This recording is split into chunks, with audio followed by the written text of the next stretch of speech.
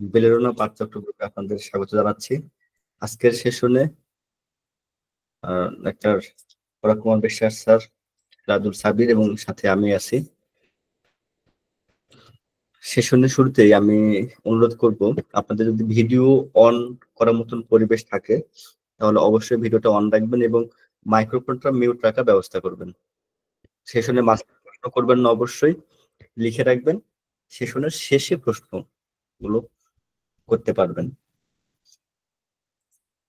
Hand raise করবেন না আগে, যদি আমরা যতক্ষণ না বলবো। যাক, আর তেমন কিছুই বলার নেই। আমি অনুরোধ করব পরাগ স্যারকে আজকে সেশন শুরু করার জন্য।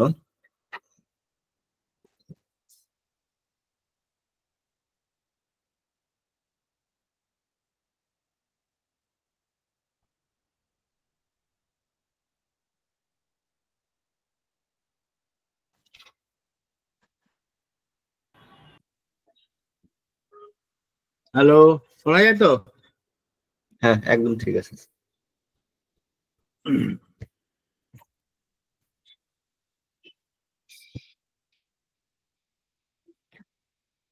আচ্ছা,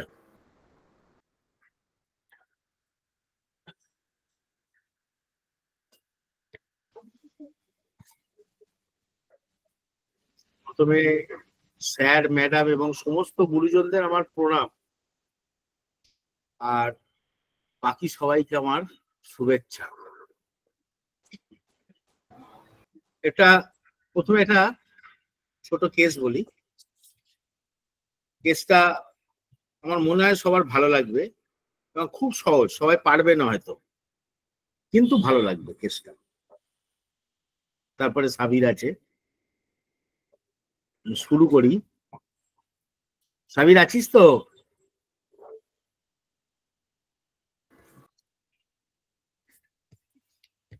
রোলদা, সাবির কি নেই?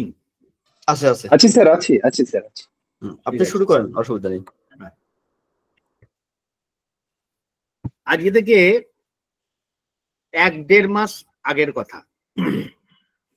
আমার চেম্বারের পাশে একটা আমাদের শ্রীরামপুরের খুব বিখ্যাত এবং বড় ক্লাব আছে, এবং বিপ্লবী কিছু মানুষজন ওই ক্লাবের সঙ্গে যুক্ত ছিলেন।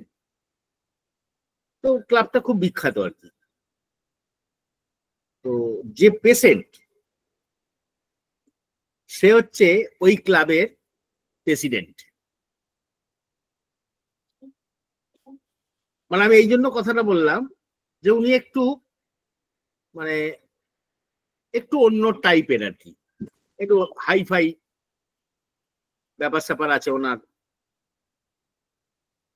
ওনার বয়স 75 বছর। 75 বছর বয়স, ভদ্রলোক। আমার পাশের ক্লাবের একটা পদ নিয়ে বসে আছে। এছাড়া আশপাশের কোনো অনুষ্ঠান, সে পার্টিগত হোক বা কিছু হোক, বা নগর কমিটির মিটিং, হেনা তেনা, এসব জায়গাতেও ওনাকে যেতে হয়, বা এইসব জায়গায় ওনাকে বক্তব্য রাখতে হয়। উনি আমার এমনি অন্যান্য রোগের জন্য বহু আগে দেখিয়েওছেন। হঠাৎ একদিন এলেন, এসে গ্যাস অম্বল আছে, এই আছে সেই আছে বলে অনেক কিছু বলে আমার কাছ থেকে একটা ওষুধ নিয়ে গেলেন। এবং তখন আমি চেম্বার থেকে উঠে দুপুরে খেতে যাব, ঠিক সেই সময় এসেছিলেন। আমি কোন রকমের কথাটা শুনে একটা ওষুধ লিখে দিয়ে আমি চলে গেছি। পরে দেখা করবেন, এই ওষুধগুলো খান, খেয়ে পরে দেখা করবেন বলে আমি চলে গেছি। তারপর এই মাসখানেক আগে ওই দিনকে উনি এলেন। খুব সুন্দর করে কথা বলছেন। আমি একটুখানি দেখানোর চেষ্টা করি, হয় কি দেখছি আমি ভিডিওটাতে। এই ধরুন টেবিল, আমি উল্টো দিকে আছি, এই দিকে উনি বসে আছেন। ঠিক এসে এইটা টেবিলের এই কোণটাতে টুলে বসে এই কোণটাতে এরকম হাতটা দিয়ে মাথাটা এরম ভাবে আমার দিকে এগিয়ে দেয়, দিয়ে আস্তে আস্তে কথা বলার চেষ্টা করে, এবং চোখের বিভিন্ন অঙ্গি ভঙ্গিও হয়। এটা বললাম কারণ আছে, এরকম ভাবে উনি ওনার কথাগুলো আমাকে বলেন।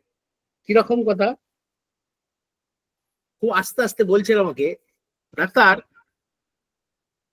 আমার না এই গ্যাস অম্বল এইসব নিয়ে খুব ভুগছি। আমি শুনছি কি বলছে।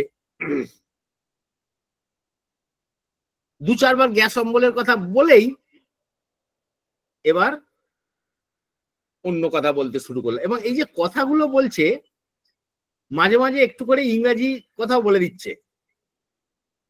ওই কথাটাই আর কি নতুন করে একবার ইংরাজিতে শোনাচ্ছে আমাকে।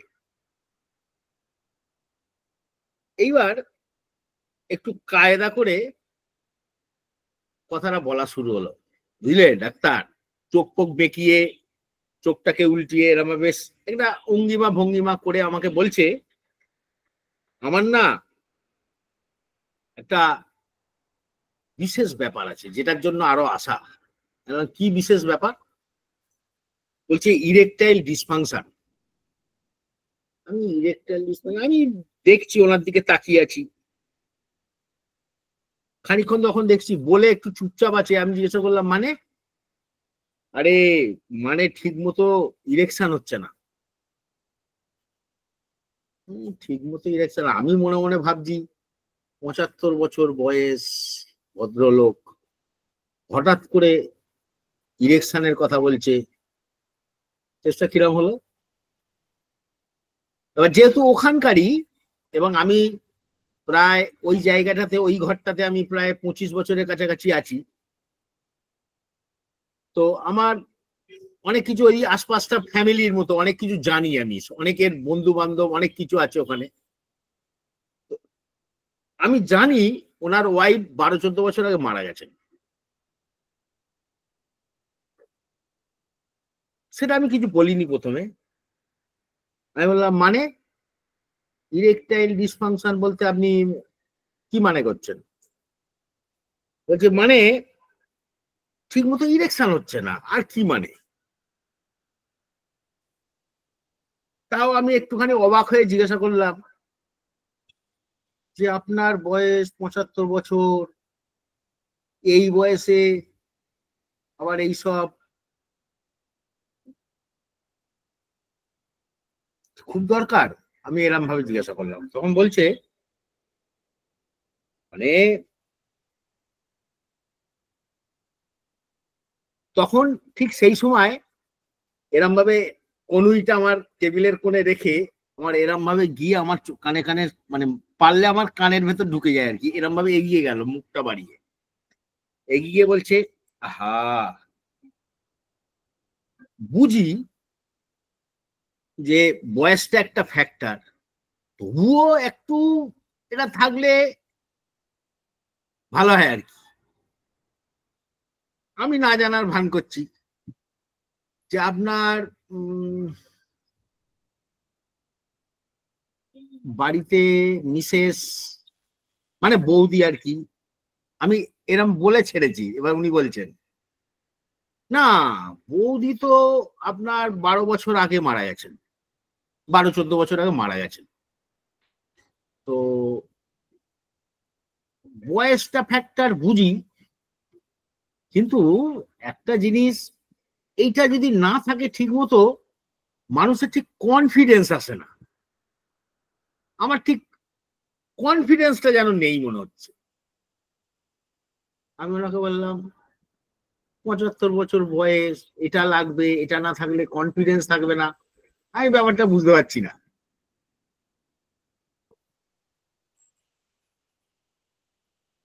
বলছে একজন পুরুষ, একজন পুরুষ মানুষের এইটা যদি ঠিকঠাক থাকে তাহলে সব ঠিকঠাক। আমি আসলে এখানে একটা কথা বলার আছে। ওনার সঙ্গে আমার সম্পর্কটা, আমি একজন ডাক্তার, ওনার থেকে অনেক ছোট, তার সত্ত্বেও উনি আমাকে যথেষ্ট সম্মান দেন। ক্লাবের কোনো প্রোগ্রাম বলুন, এ বলুন, আমাকে যথেষ্ট সম্মান দিয়ে কথা বলেন। অতএব ডিরেক্টলি সব প্রশ্ন করতেও আমি অন্য পেশেন্ট হলে হয়তো ডিরেক্টলি জিজ্ঞাসা করে নিতাম এই বয়সে এসব নিয়ে আপনি কোথায় যাবেন, আমি জিজ্ঞাসা করে ফেলতাম। কিন্তু আমি সাধারণ করেও থাকি আমার পেশেন্টদের, কিন্তু ওনাকে আমি সেটাও ডিরেক্টলি জিজ্ঞাসা করতে পারছি না। এরকম আমি ঘুরিয়ে যাচ্ছি কথা, উনি বলছেন যে আসলে বুঝতে তো পারছেন এই বয়সে কি আর আছে, এমনি তো আমার কোনো উল্টোপাল্টা কিছু ব্যাপার নেই, তবুও যদি একটা এটা থাকে একটা কনফিডেন্স আছে। সেই একই কথা ঘুরে ঘুরে বলে। তারপর আবার নিজেই বলছে না বয়সটা একটা ফ্যাক্টর, এটা আমিও বুঝি, বয়সটা একটা ফ্যাক্টর, তবুও উনি আবার সেই ঘুরে ফিরে তবুও এটা থাকলে একটু কনফিডেন্সটা আসে আর কি। তো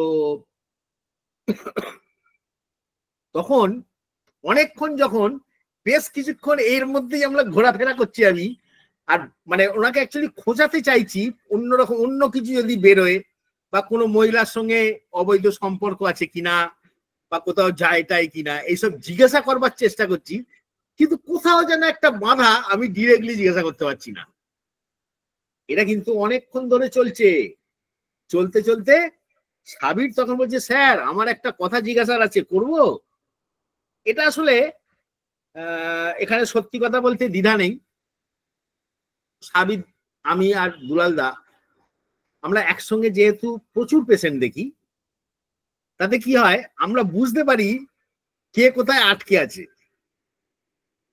এটা আমরা ধরে ফেলি যে সাবির এখানে এই প্রশ্নটা করতে পারছে না, এটা আমাদের করতে হবে।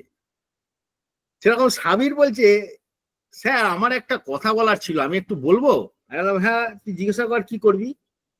তখন ও বলছে আপনাকে কিন্তু খুব ফিটফাট এবং একটু অন্যরকম লাগে, আপনাকে দেখতে বেশ একটু অন্যরকম লাগছে, মানে আপনাকে দেখে কিন্তু মনে হয় না আপনার 75 বছর বয়স, দেখে তো 50-52 বলে চালিয়ে দেওয়া যায়। এই কথাটা উনি এই সাবির বলে ছেড়ে দিচ্ছে। এবার উনি বলছেন হ্যাঁ আমি একটু সবসময় একটু ফিটফাট, একটু আমি, আমাকে সত্যি এটা আমার মধ্যে একটা গ্ল্যামার আছে। সাবির বলছে হ্যাঁ আপনার কিন্তু যথেষ্ট গ্ল্যামার, হ্যাঁ বলছে আমাদের একটা গ্ল্যামার আছে, আমার একটু মানে আসলে বিভিন্ন জায়গায় যেতে হয়, বিভিন্ন জায়গায় ওঠবোস করতে হয়, ওঠা বসা সব জায়গায় করতে হয়, একটু ড্যাসিং ডুসিং, একটু ফিটফাট, একটু অন্যরকম আমাকে থাকতে হয়। তখন সাবির বলছে আচ্ছা ওখানে মহিলা পুরুষ সবাই আছে তো? হ্যাঁ সবাই আছে। বলে এবার নিজে আস্তে আস্তে অন্যরকম কথা বলতে শুরু করলো, বলছে আসলে সব জায়গাতে তো আসে, মহিলারা আসে, বিভিন্ন বয়সের মহিলারা আসে। তো ও তখন বলছে আপনাকে তো সবাই খুব পছন্দ করে, সবাই কথা বলতে চাইতো। বলছি হ্যাঁ ওইটাই তো, সবাই কথা বলতে চায়, সবাই কাছে আসতে চায়, কিন্তু ওই যে আমার একটা সমস্যা হচ্ছে আমার ওইটা কম না, আমার সেই কনফিডেন্সটা আমি পাই না, এটা সবটাই ওই ওই প্রবলেমটার জন্য। তো সাবির এখানে আর কিছু যোগ করার আছে?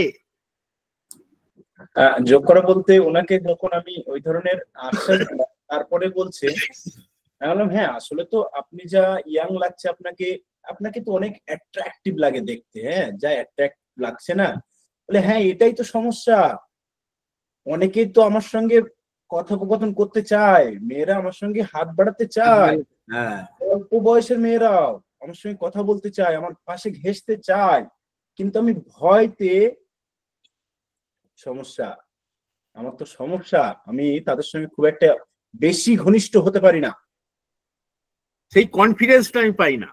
সেই কনফিডেন্সটা আমি পাই না।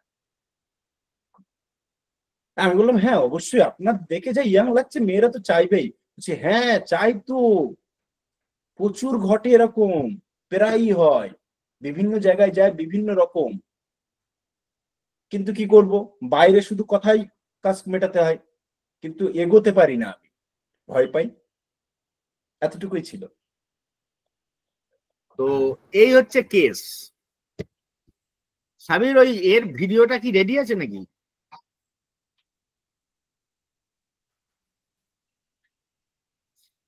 সাবির এই মিউট আছিস?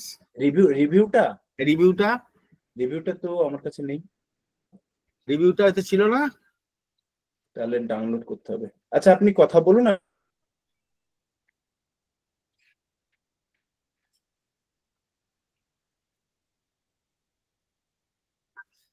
ওহো ওটা এই ফেসবুকে দিতে তো তখন ভুলে গেলাম মনে হয়,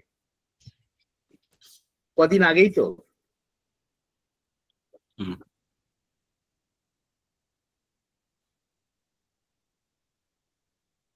এখানে একটা ব্যাপার ছিল যেটাতে জোর দিচ্ছিল রোগী বারবার, সেটা হলো যে যেহেতু আমি এরকম ক্লাবে থাকি এবং গুরুত্বপূর্ণ পদেও থাকি, বড় বড় এরকম প্রোগ্রামে অ্যাটেন্ড করতে হয়, পার্টিতে অ্যাটেন্ড করতে হয়, তো ওইখানে তো আমার বয়সের এবং আমার চাইতে কম বয়সের সকলেই থাকে, সকলেই আমাকে চায়, কিন্তু আমি চাই না, সাড়া হ্যাঁ, দিই, আমি সাড়া দিই না। দিই কিভাবে না। বলেন? কনফিডেন্স তো পাই না। এবার তাকে নক করা হচ্ছিল, সাহেবা নক করছিল, এটা আবার কনফিডেন্স কি? আপনার সাথে সবাই কথা বলবে। ও ওখানে আরেকটা কথা ছিল যে সবাই তো আমার সাথে বন্ধুত্ব করতে চায়, মহিলারা আমার সাথে তো বন্ধুত্ব করতে চায়, কিন্তু আমি আসলে কনফিডেন্স পাই না। কিভাবে করি বলেন? আমার তো কনফিডেন্স নাই। ওই যে বারবার আমার নক করছিল, কনফিডেন্স কি দরকার? বন্ধু হবে, অসুবিধা কোথায়? একজন মহিলা আপনার সাথে বন্ধুত্ব করবে, তো অসুবিধা কোথায়? না, আমার তো ওইটাই নাই। তা আপনার ওইটার কি দরকার? জাস্ট তো বন্ধুই তো না। না না, ওইটা না হলে তো কনফিডেন্স থাকে না। তখনই আমরা বুঝতে পারলাম যে আসলে ব্যাপারটা একটু আলাদা। বন্ধুত্ব করবে, কথা বলবে, একসাথে হয়তো ডিনার করলে, এর সাথে এর কি সম্পর্ক? এর কনফিডেন্সের কিসের অভাব? তো ওর ওইটা না থাকলে কনফিডেন্স পাচ্ছে না। এবং কেউ যদি তাকে আকর্ষণ করে, তার বক্তব্য এরকম ছিল যে আমাকে যদি কেউ এরকম আমার দিকে এগিয়ে আসে, আমি ভয় পাই, কনফিডেন্স পাই না, আমি এগিয়ে যাই না, আমি পিছন দিকে যাই। হ্যাঁ, কিভাবে যাই বলুন তো? মানে কেউ আমাকে ওভাবে ওরকম ভাবে যদি কেউ তাকায়, বা কেউ যদি আমাকে চায়, আমার কাছে আসতে চায়, আমি কিন্তু তখনই ভয় পাই, কারণ আমার এই জিনিসটা নাই। আমি কিভাবে ওখানে সাড়া দিই? আমি কারোর সাথে বন্ধুত্ব করতে পারি না, আমি বন্ধুত্বই করতে পারি না।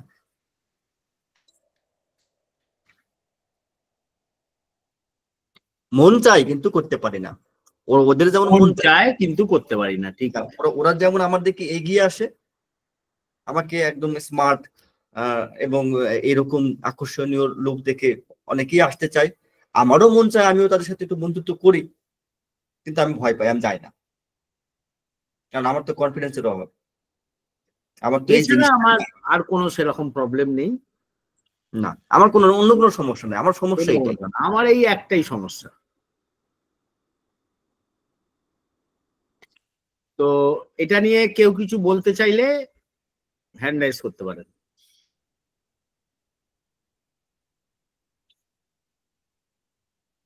মানিক দা, আশিস দা, নমস্কার স্যার। হ্যাঁ বলেন। স্যার বলছি, ও লাস্টে একটাই কথা বললো যে আমার এই একটাই সমস্যা, তাই? না, ওরকমটা ঠিক না। আপনি যদি বেলেরোনা ওরকম ভাবেন, ঠিক নয়, হ্যাঁ, মানে হ্যাঁ, এছাড়া আমার অন্য কোনো সমস্যা নাই, এটা ঠিক আছে। অন্য কোনো সমস্যা নেই। ঠিক আছে স্যার। স্যার আমি মনে করছি যে এই পেশেন্টটা যেহেতু একটু অন্য ব্যাপার, ল্যাসেভিয়াস ইম্পর্টেন্সি উইথ, যেটা আমি ওইটাই মনে করছি স্যার। Thank you sir. আচ্ছা, আশিস দা, ফরাকদা আমি দিলে তো গোল হয়ে যাবে। দেন গোল দেন। আচ্ছা তাহলে বলি, এমনি মজা করলাম, আসলে এটা এমনি ফানি আর কি। তো হ্যাঁ, যাই বলেন। হোক, আমি যেটা ভেবেছি সেটা হচ্ছে, দেখুন ওর গেট আপটা আগে দেখতে হবে। ওর যে গেট আপটা, ও কিভাবে আপনার সাথে কথা বলছে, বা ওর অ্যাটিটিউডটা কেমন ছিল, বডি ল্যাঙ্গুয়েজ, এখানে আমি একটা জিনিস ধরেছি। আর হচ্ছে ও বারবার কিন্তু একটা জিনিস বলতে যাচ্ছে, কিন্তু বলতেও গিয়েও বলতে পারছে না, এবং কিছু সে মানে অ্যাফেক্টেশন করতেছে। আসলে তার চাওয়াটা কি, অনেক নক করার পর সাবিদ্দা নক করে কিন্তু ক্লিয়ার হলো, তা নাহলে কিন্তু সে আপনাকে এটা সেটা ইনিয়ে বিনিয়ে মোটামুটি সেটাকে সে হাইড করার চেষ্টা করছিল, এবং তার ওই সমস্যার কারণে সে মনে করে আমার যদি এইটা যদি ঠিক না হয় তাহলে লোকে কি ভাববে, বা তার নিজের ভিতরে একটা কনফিডেন্সের অভাব, এবং তার একটা নিজের কাছে সোশ্যাল পজিশনেরও একটা ইয়ে আছে ওর ভিতরে, সোশ্যাল পজিশন নিয়ে তার একটা ফিলিংস কাজ করছে ভিতরে। তো এখানে আমি 4টে রুব্রিক মূলত আমি নিয়েছি। নাম্বার 1 হচ্ছে delusion princes, affectation, fear social position, confidence, want of self confidence. এই 4টে নিয়ে আমার মেডিসিন আসছে ভেরেট্রাম। Thank you sir.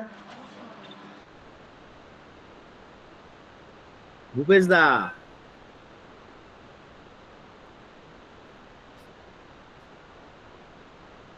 ও ভূপেশ দা,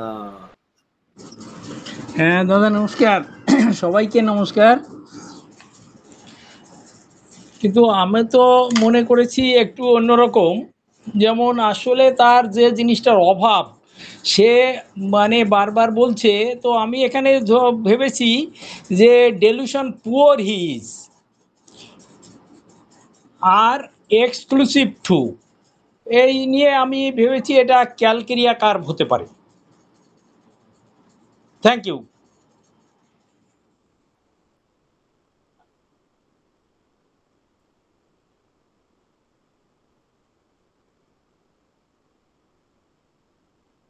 আর কেউ?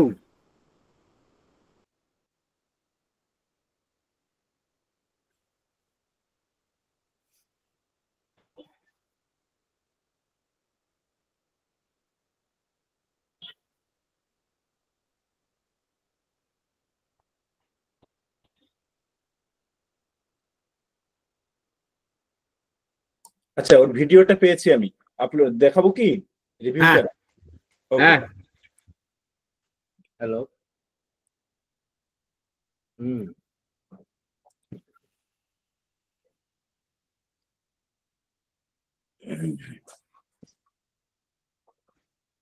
দেখুন,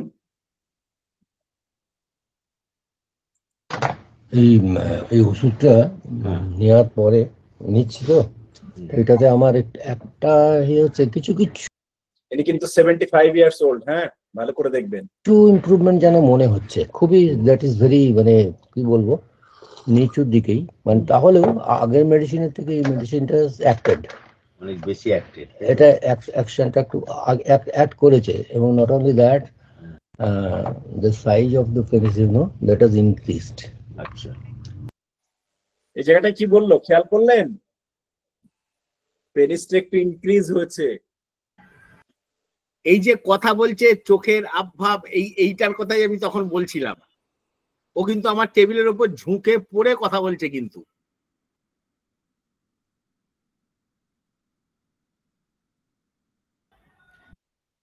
সবাই শুনেছেন কথাটা? ও আশিস দা, হ্যাঁ দাদা, করছেন না শুনেছি কেন? শুনেছি শুনেছি। ঠিক আছে। আচ্ছা, ঠিক আছে, এবার অফ করে দে সাবির।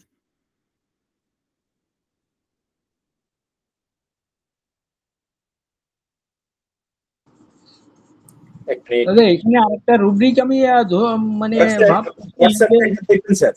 হ্যাঁ বলুন। ফেয়ার ওয়ান পার্টিকুলার, এ রুব্রিকটাও হতে পারে।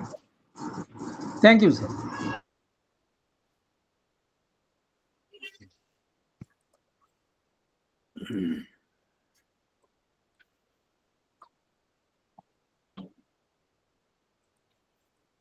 আচ্ছা, তাহলে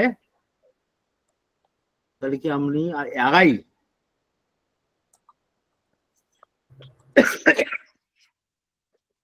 হ্যাঁ স্যার, একদম আর দেরি করা যাবে না। তাহলে এবার আমাদের রুব্রিকে আসি। ওষুধ খেয়ে পেশেন্ট কি বলেছে? যে পেনিসটা সাইজে বেড়েছে, এই কথাটা কিন্তু উনি বলেছেন, এবং উনি খুব আশাবাদী, পরে বলেও গেছেন আমাকে, পরে এসে যে না আমার মনে হচ্ছে ঠিক পথেই যাচ্ছি আমরা। পরে সেটা আমার চেম্বারের বাইরে আমাকে বলেছে আর কি। তো রুব্রিক গুলো দুলালদা একটু দিয়ে দেবে নাকি? দেখি আমার কাছে সবটা হয় কি হচ্ছে না তো। ও ডবল পড়ে গেছে।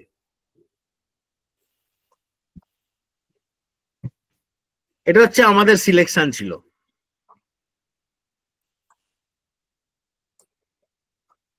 Touch things, inability to, delusion, wealth of, fear called by name when, আর এক্সক্লুসিভ টু দিয়ে সালফার দেয়া হয়েছিল।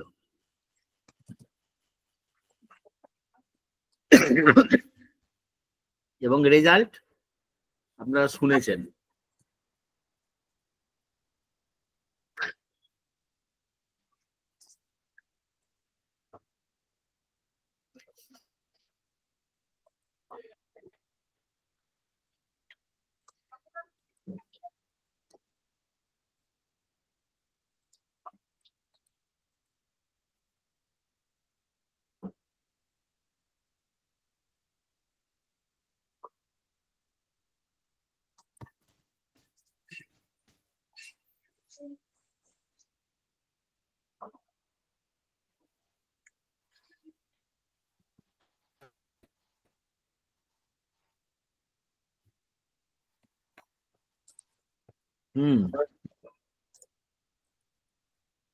তো এটা মোটামুটি তো বুঝতেই পারছেন কি দেয়া ছিল।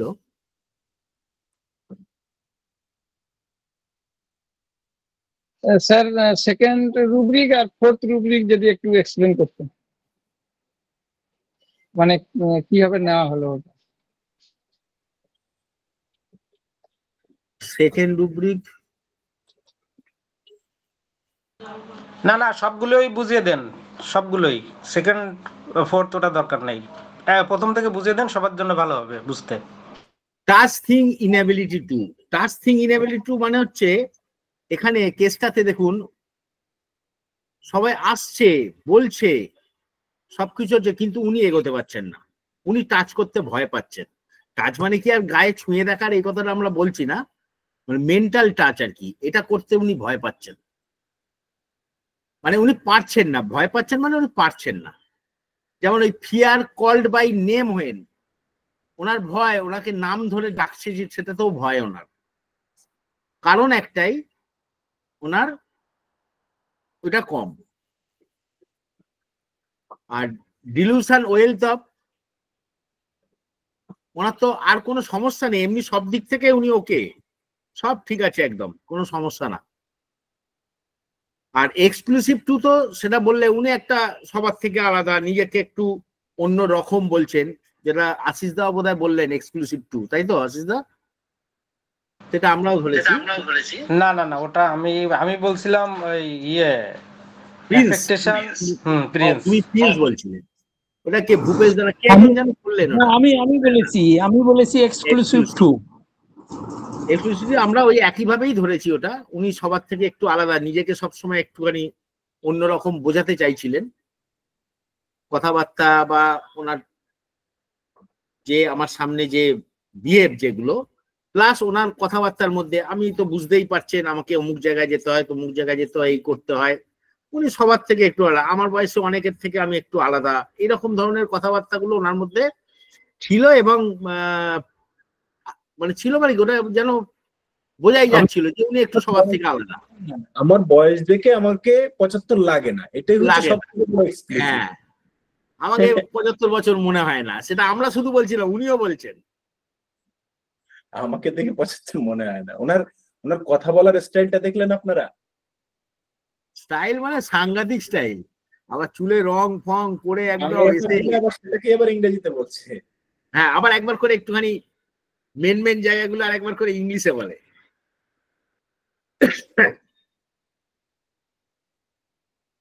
আর কিছু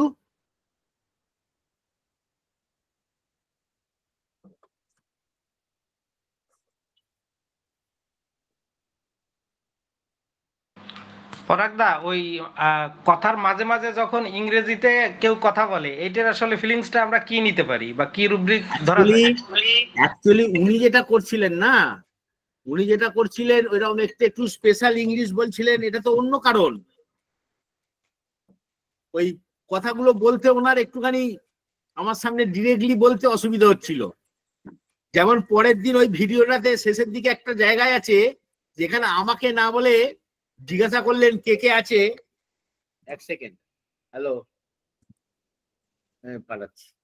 এ বাবাই, ওই নিচে শুভদাদা এসছে যা। তো উনি আমাকে ওই কথাগুলো একটুখানি ইংলিশে বলে ব্যাপারটাকে ওই যাতে ওই রকম বাংলায় পাতি কথাগুলো না বলে একটু ইংলিশে বলে চলে যাচ্ছিলেন। কিন্তু যখন দুলালদাকে সেদিনকে কিন্তু ব্যাপারটা, ও আপনি দুলাল বাবু নমস্কার বলে দুলালদাকে কিন্তু আবার অনেক কথা শোনালো। তখন কিন্তু অনেক ইজি ভাবে ওকে কথাগুলো বলছিল, তাই তো দুলালদা? হ্যাঁ স্যার, সেটা যেটা আপনার কাছে পাচ্ছিল না, খুব পরিচিত বলে পাচ্ছিল না, তখন আমাদের সাথে দুলালদাকে বলছে। সম্বোধন করে অনেক কথা বলে ফেললো। না, ব্যাপারটা তা নয়, দুলাল যেহেতু দূরে থাকে বলে বলতে পেরেছে, ওইটাই তো। আপনি কাছে আসলে আসলে বলতে পারেন পরিচিতর মধ্যে তো অত ডিটেলসে হ্যাঁ, অত ওইটাই raw হচ্ছে ভাবে বিষয়। আমি মিশি না তো ওনার সাথে, উনি ওই জন্য বলতে পারছিলেন না। ব্যাপারটা এরকম আর কি। স্যার একটা কথা জিজ্ঞাসা করবো। কে হ্যাঁ, বলুন। হ্যাঁ। বলছি স্যার ওই ফিয়ার কল্ড বাই নেম এটা একটু বলবেন বুঝিয়ে, আর ডিস্টেন্স ইনঅ্যাকুরেট জাজমেন্ট অফ এটা কি এখানে ধরা যেত? ফিলিংসটা তো এরকমই মনে হচ্ছে, একটু বলবেন একটু মানেটা। বুঝলাম না, ডিস্টেন্স ইনঅ্যাকুরেট জাজমেন্ট অফ, এটা কিভাবে নিলেন আপনি? তার বয়স হয়ে গেছে, তা সত্ত্বেও তার এখানে থেমে যাওয়া উচিত সেটা বুঝতে পারছে না। সে ভাবছে বয়সটাকে কোনো ফ্যাক্টর, মানে বয়সটাকে কোনো গুরুত্বই দিচ্ছে না, সেই জন্য। না না, উনি তো বলেছে যে আমার বয়স হয়েছে এখন কম হবে, এটা আমি বুঝি। এটা এটা তো তার ফিলিংসে বলেছে। উনি তো বলেছেন একবার, আর আরেকটা যেটা বলে বললেন, উনি বলেছেন তবুও। হ্যাঁ, তবুও ওনার দরকার, ওটা না থাকলে হচ্ছে না, পূর্ণতা পায় না। সেই জন্য এই রুব্রিকটা ধরা যাবে। পুরুষ মনে হয় না আমার কাছে। আর এই ফেয়ার কল্ড বাই নেম, এটা এখানে বলতে গেলে মেটাফরিক ভাবে ধরা হয়েছে মূলত, এটা পুরোটাই রূপকথ্যে। এটা কেমন, মানে ক্লাবে যে মেয়েগুলো তার বয়স তার সাথে অনেক কম বয়স, তার হাঁটুর বয়সে মেয়েরাও ওখানে উঠা বসা করে এবং সকলে তাকে চাই, ব্যাপারটা এরকম আমাদেরকে বোঝাচ্ছে যে তারা সকলে আমাকে চায়, তারা আমাকে ডাকে, আমার কাছে আসতে চায়, আমাকে আকর্ষণ করে, কিন্তু আমি তাদের সাথে মিশি না। তারা আমার সাথে বন্ধুত্ব করতে চাই, আমি করতে পারি না, আমি তাদের কাছে এভাবে ধরা দিই না। এবং তারা কেউ যদি এভাবে আগে আসার চেষ্টা করে বা ওরকম কোন রকম ভাবে সাইন বলেন বা ওরকম কোনো ইয়ে যদি দেখায়, আমি কিন্তু ওখান থেকে পিছু উঠি। কেন? আমি ভয় পাই। আমি তো আমার তো কনফিডেন্স নাই, আমি কনফিডেন্স পাই না ওইখানে। যেই কেউ হবে আমার কাছে আসতে চাই, আমি ভীষণ ভয় পাই। এই যে কাছে আসা, আসতে চাওয়া, কেউ তাকে আকর্ষণ করা, কেউ তাকে আকর্ষণ যদি করতে চায়, এটাই কল। তাকে তাকে কাছে পেতে যাচ্ছে, তার মানে তাকে ডাকছে, তাকে ডাকলে সে ভয় পাচ্ছে। তার সাথে বন্ধুত্ব করব এই মনে করে যদি কেউ তাকে ডাকে, তার সাথে একটু ক্লোজ হওয়ার চেষ্টা করে, তখন সে ভয় পাচ্ছে। পুরোটাই মেটাফরিক ভাবে ধরা এটা। উনি বারবার বলছিলেন তো যে এমনি আমাদের, আপনি অন্যভাবে নেবেন না, অন্য কোনো ব্যাপার নয়, তবুও কেউ ডাকলো, আমার তো ওটা কম, সেই কনফিডেন্সটা থাকে না আর কি। একটা পুরুষ মানুষের কনফিডেন্সটা থাকে না। বারবার কিন্তু এইটা ইনডাইরেক্টলি আমাদের বোঝাচ্ছিল। স্যার একটা কোশ্চেন ছিল স্যার। কে? হ্যাঁ বলুন। বলছি এইখানে ফিয়ার ডেস্টিনেশন এই রুব্রিক্সটা কি ধরা যেতে পারতো না? ডেস্টিনেশন কোনটা? ওই যে সে করতে পারছে না, ওই যে ডাকছে ওকে বাড়ছে, মানে ওনার কাছে ডাকছে, বাট উনি করতে পারছেন না। ওনার ডেস্টিনেশনটা তো উনি তো ওয়াকিবহল যে উনি যেতে পারছেন না। ওনাকে ডাকছে, উনি পারছেন না বলে যাচ্ছেন না, সেটা তো ডেস্টিনেশন এখানে কোথায়? মানে ওনার যে কাজ করার যে স্পৃহাটা ছিল, যেটা উদ্দেশ্যে ওনাকে ডাকছে, সেটা উনি করতে পারছেন না। সেটাকে ডেস্টিনেশন ধরা যেতে পারে না? এরকম কথা বলেনি কিন্তু। ব্যাপারটা সবাই আছে, সবাই আকর্ষণ, উনি সবার কাছে আকর্ষিত, ওনাকে দেখে সবাই আকর্ষণ পায়, সেই জন্য ওনার দিকে হাত বাড়ানোর চেষ্টা করে, ওনার সঙ্গে কথা বলার চেষ্টা করে। সেইখানে উনি বলছেন যে এটা যদি কম থাকে, আমার তো কনফিডেন্সটা থাকে না। তা বলে উনি খারাপ কাজ করবে বলে বলছে সেরকম কিন্তু উনি একবারও বোঝাতেই চাননি। এবং ওটা ইনডাইরেক্টলি খারাপ আমাদের লাগবে। করে বুঝিয়েওছেন। উনি বারবার ঘুরে ফিরে সেই কনফিডেন্সটার কথা বলেছেন। না ডেস্টিনেশন মিনস যে খারাপ কাজে উন্নীত সেটা নয় তো। না না না, ডেস্টিনেশন তো একটা নির্দিষ্ট করে কোনো কিছু চাওয়া থাকে। হ্যাঁ ফিলিংস এর মধ্যে কি আছে দেখেন, আমি আকর্ষণীয় একজন, হ্যান্ডসাম, আমাকে সবাই চায়, আকর্ষণ করে, সেটা খুব কম বয়সী মেয়েরাও আকর্ষণ করে, কিন্তু আমি তো কনফিডেন্স পাই না, আমার তো ওইটা নাই। এই নাই অর্থ আমার ওটা নাই, আমি কনফিডেন্স পাই, তার মানে কি তার একটা চাওয়া আছে। আমরা এটাকে নিয়ে আসলাম কিভাবে কোন বিষয়ের মধ্যে, টাচ, দেখেন ইনএবিলিটি টু টাচ, আমার ইচ্ছা আছে কিন্তু আমি স্পর্শ করতে পারছি না। আর একটা দিক কোনটা ছিল, কেউ যখন আমাকে আকর্ষণ করে আমি তো ভয় পাই, আমি তো সেখানে যাই না, আমার কাছে সাথে কেউ যদি বন্ধুত্ব করতে আসে আমি তখন পিছনে চলে যাই। এই জায়গাটা ফেয়ার কল বাই ওয়েল। এখানে দেখেন এই ফিলিংস এর মধ্যে ডেস্টিনেশন নাই, আমাকে এটা করতেই হবে কিন্তু আমি ভয় পাচ্ছি, আমি কিভাবে করব?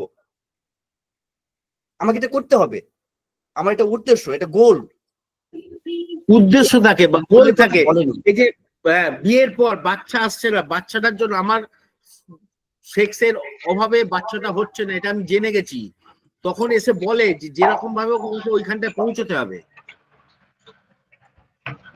তাই না? ওরা তখন বলে যে আমাকে ওখানে পৌঁছতে হবে যেরকম ভাবে হোক। হ্যাঁ, ডেস্টিনেশন হলে বলতো যদি আমি ফেল করি আমি কিভাবে যাবো, আমি যদি যে ফেল করি, যদি না পারি। হ্যাঁ, তবে পরাগদা এখানে কিন্তু একটা এমব্রাসমেন্ট ফিলিং ছিল ওর ভিতরে, এটা বলা যেতে পারে। হ্যাঁ, এখানে অনেক রুব্রিক্স আসবে, আরো অনেক রুব্রিক আসতে আমরা পারে। আমরা মূলত ওই মুহূর্তে দুটা রুব্রিক্স নিয়েছিলাম।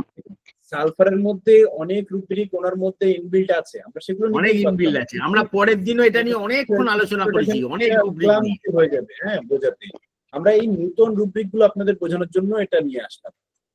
ওকে, এইগুলো উপলব্ধি করুন মন দিয়ে ভালো করে, যে এই কেসটাই কিভাবে ধরা হয়েছে, তাহলে কিন্তু শিখতে পারবেন। আমি এটা অ্যাকচুয়ালি এটা বলার উদ্দেশ্য এই দুটো রুব্রিকের জন্য। আমরা কিন্তু বিরাট কিছু শিখে গেছি, শেখাতে চাইছি এরকম নয়, আমরা যেটা বুঝতে পেরেছি আপনাদের সেটা বোঝানোর চেষ্টা করছি, এবং আপনারা ফল যদি পেয়ে আমরা আলোচনা করেছি, তাহলে কিন্তু মুশকিল হবে। আচ্ছা, ওই রুব্রিকটা আরেকবার একটু যদি বলতেন, যে এখানে ডেলুশন ইমাজিনেশন ওয়েলথ, এই ইমাজিনেশনটা কেন? দেখেন, আরে এটা ফেনোমেনাতে ডিলুশনের সঙ্গে ইমাজিনেশন থাকে। আপনি এতে গেলে বেসিক্যালি ডিলুশন ওয়েলথ অফ আছে, সে তো ওয়েলথ না। ভূপেশ দা কমপ্লিট রেপার্টরি দেখেন নাই? না, দেখি নাই, আমার নাই তো, ওই জন্য আর কি বললাম। ও আচ্ছা, তাহলে কি দিয়ে যুদ্ধ করেন এতদিন, বুঝলাম না তো। ওই আরে সিনথেসিস, যুদ্ধ কি শুধু বন্দুক দিয়েই হয়? কামান দিয়েও হয়, আবার কাটারি কুড়ুল দিয়েও হয়। সেই সেই উনি তো ছুরি দিয়ে করতেছে বরাবর। ঠিক আছে সাবির, ওকে, এবার তোরটা শুরু কর। আমরা নেক্সট কেসে চলে যাই। এটা নিয়ে যদি কারোর আরো কোনো সংশয় থাকে লাস্টে আবার আলোচনা করা যাবে, অসুবিধা নেই। আরো কেস অনেক বাকি আছে, সেগুলোর দিকে আমরা আস্তে আস্তে এগিয়ে যাই, আমার মনে হয় সেটা ভালো হবে। আমি একটা কেস আলোচনা করি, ভিডিও আছে তার, কিন্তু আপনারা অতটা বুঝতে পারবেন না, গ্রাম্য ভাষা। তো আমি সেই ভিডিওটা না চালিয়ে আমি শুধু কেসটা মুখেই বলছি, কারণ লম্বা একটা ভিডিও, তাহলে অনেক ঘিঞ্জি হয়ে যাবে। হ্যাঁ, শর্টকাটে বলার চেষ্টা করছি।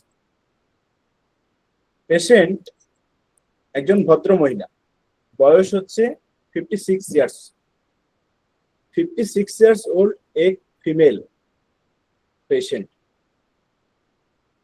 আমার কাছে এসে বলছেন, ডাক্তারবাবু গত দুদিন ধরে আমার খুব বমি হচ্ছে, যা খাচ্ছি সবই প্রায় বমি হয়ে যাচ্ছে এবং শরীর খুব দুর্বল লাগছে, হাত পা ঝিমঝিম করছে। डॉक्टर साहब ये 2 दिन मेरे को बहुत ज्यादा वॉमिटिंग हो रही है और जब मैं कुछ खाता हूं ना उसके बाद ही मेरे को उल्टी होती है। शरीर बहुत कमजोर है, एंड उसके साथ साथ हाथ पैर सुनी लग रहा है। मैंने पूछा क्यों, আমি বললাম কেন এরকম হচ্ছে। পেশেন্ট বলছে ডাক্তারবাবু আমার ঔষধগুলো অ্যালোপ্যাথি এবং হোমিওপ্যাথি মিলিয়ে আমার ঔষধগুলো সিরাপ যেখানে রাখা থাকে সেই জায়গাটায় আমার নাতি তার মাউথ ওয়াশটা রেখে দিয়েছিল। আমি ভুলবশত সেই মাউথ ওয়াশটি ওষুধ মনে করে খেয়ে ফেলেছি এক চিপি। খাওয়ার পরে আমার সারা শরীর কেমন হচ্ছিল, মাথাটা ঝিমঝিম ঝিমঝিম করছিল, মাথা ঘুরছিল, सारा गा हाथ पर झिमझिम করছিল। क्या बोला पेशेंट ने?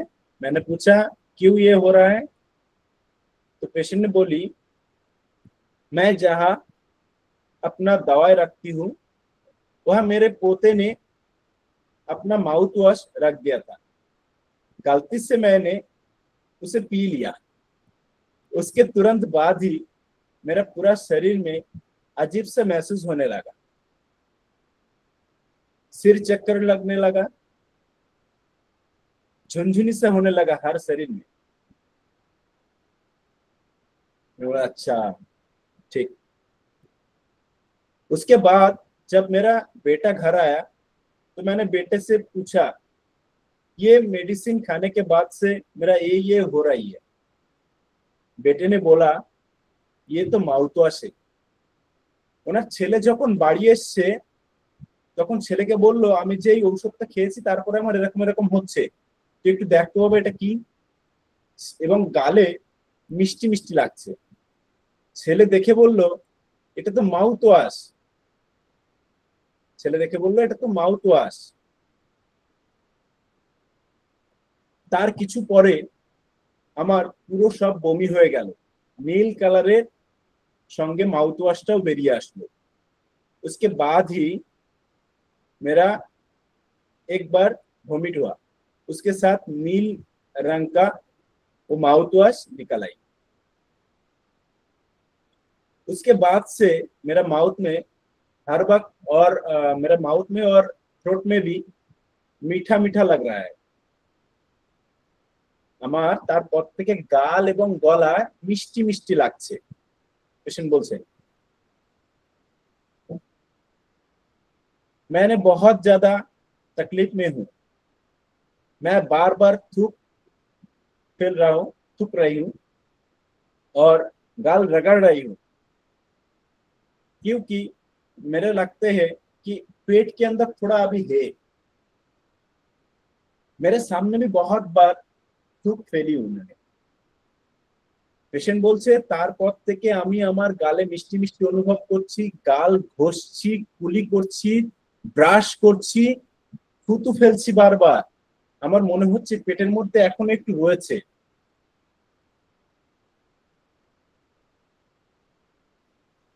मैं जो कुछ खा रहा हूँ, जो कुछ पी रहा हूँ, उसके बाद ही वॉमिट हो रहा है। মেইন কমপ্লেন আমি যা কিছু খাচ্ছি, যা পান করছি, তারপরেই আমার বমি হচ্ছে এবং আমি বারবার থুতু ফেলছি, কারণ আমার গলায় মিষ্টি মিষ্টি লাগছে, মনে হচ্ছে আমার পেটের মধ্যে এখনো মাউথ ওয়াশ একটু আছে। এটাই আমাদের কেস ছিল। বিস্তারিত অনেক লম্বা ভিডিও, হ্যাঁ, এতটুকুতেই আপনারা আশা করছি বুঝতে পেরেছেন। যে লোক হিন্দি में समझते हैं, मैं आशा रखता हूँ वो भी समझ गए। তো আপনারা এর সম্পর্কে, এই কেস সম্পর্কে কিছু বলতে চাইলে বলতে পারেন, হ্যান্ড রাইজ করুন। কারো সমস্যা হলে আমি রিপিট বলার চেষ্টা করব।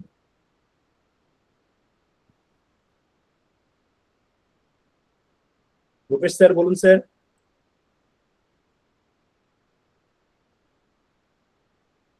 রূপেশ স্যার মাইক অন করুন। হ্যাঁ নমস্কার। এখন আমার মনে হয়েছে এটা সে একটা ভুল করেছে, delusion wrong done wrong he has, এবং delusion wrong সাপার্ড wrong he has. আর হচ্ছে সে কমপ্লেনিং ইনজুরি অফ ইমাজিনারি, এইটা খাওয়ার ইমাজিনারি একটু ব্যাখ্যা করুন। কমপ্লেনিং ইনজুরি অফ ইমাজিনারি, ব্যাখ্যা করুন। হ্যাঁ, এই জিনিসটা খেয়ে আমার এই অবস্থা হয়েছে, এখনো মনে হয় পেটের মধ্যে এটা রয়েছে। আমার মুখ মিষ্টি মিষ্টি লাগছে। মনে হয় না, সে বলছে কনফার্ম আছে, ভুল করছেন, মনে হয় না, কনফার্ম আছে, সেটাই বার করার চেষ্টা করছে। আছে তো ভিতরে, ওই জন্য তো মিষ্টি লাগছে। মনে হচ্ছে না কিন্তু কনফার্ম, ভালো করে বুঝুন। डिल्यूशन नहीं है, वो सीरियसली बोल रहा है कि इसके अंदर है, पेट में है, थोड़ा अभी है, इसलिए बार बार मीठा मीठा लग रहा है और वॉमिट हो रहा है। পেটের মধ্যে আছে বলেই মিষ্টি মিষ্টি লাগছে আর বমি হচ্ছে। ডিলিউশন কমপ্লেনিং ইমাজিনারি ইনজুরি নয়, এটা ডিলিউশন আর এক কনফার্ম। থ্যাংক ইউ, আমি ভুল করেছি। হ্যাঁ, ওকে রূপেশ স্যার, থ্যাংক ইউ অংশগ্রহণ করার জন্য। আশিস দা বলুন। হ্যাঁ স্যার, আমি এখানে ভাবছি ডিলিউশন ইনজুরি বিং ইনজুরড এবং rest can not rest when things are not in proper place. এই কারণে ধরেছি সে বারবার চেষ্টা করতেছে যে তার অবস্থাটা স্বাভাবিকভাবে নিয়ে আসতে পারে কিনা, কিন্তু যতই ব্রাশ করুক, যতই এটা সেটা করুক বা খাচ্ছে, তারপরে মনে হচ্ছে পেটের মধ্যে আরো রয়ে গেছে এবং এইটা থেকে রিলিফ পাওয়ার জন্য বারে বারে সে চেষ্টা করছে, কিন্তু তারপরে যাচ্ছে না এবং না যাওয়া পর্যন্ত তার শান্তি হচ্ছে না। এটা হচ্ছে rest can not rest when things are not proper place আর ইনজুরি বিং ইনজুরড, দুটো ধরে আবার গোল একইভাবে ঢুকলো। Thank you sir. কিসে আসলো মেডিসিন? সালফার।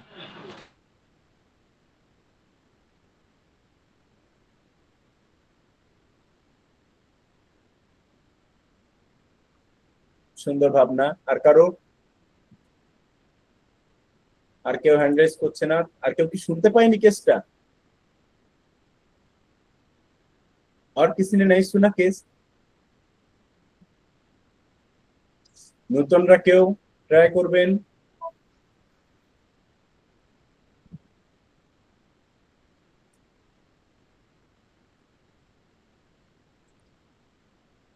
আমার মনে হয় না, আমার মনে হয় দিয়ে দেওয়াই উচিত।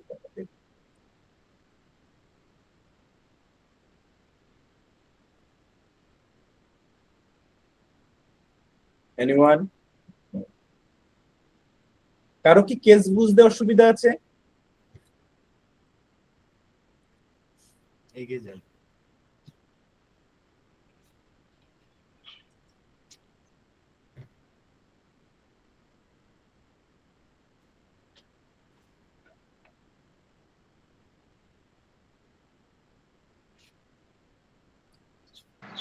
সাবির দা, কেসটা তো সবাই শুনছে, আপনি দুই ভাষাতেই বলে দিচ্ছেন, না শোনার কথা না, লাইনও তো ক্লিয়ার আছে। তাহলে আমরা দুইজন এত প্রত্যেকটা কেস যদি বলি, এটা তো দেখতেও তো খারাপ লাগে। আপনি আমাদের বাদ দিয়ে বলবেন এখন থেকে, যে ওনরা বাকি যারা আছেন তারা বললে বলেন, আমরা বাদ। শুধু দুই তিনজনে পার্টিসিপেট করলে এটা দেখতেও আমাদের কেমন লাগে। এত মানুষ, কেউ কথা বলবে না, শুধু শুনবে বসে বসে, এরকম নীরব দর্শকের তো এটা তো ভালো ভালো দেখায় না। সেটাই তো ভাবছি আমি।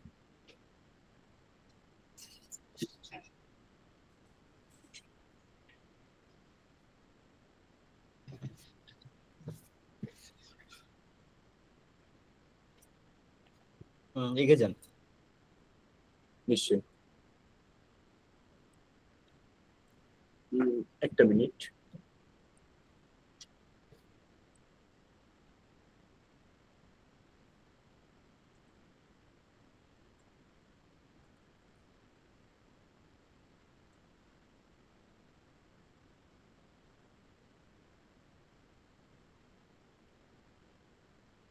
এই ক্ষেত্রে আমরা একটু বেশি রুব্রিক নিয়েছিলাম কেসটা বোঝানোর জন্য। সুন্দর কেস।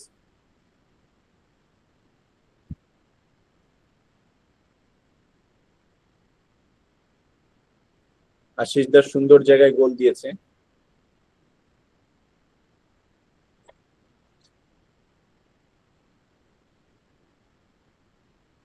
ফার্স্ট রুব্রিক এখানে ধরা হয়েছিল washing desire to wash মনোমেনিয়া।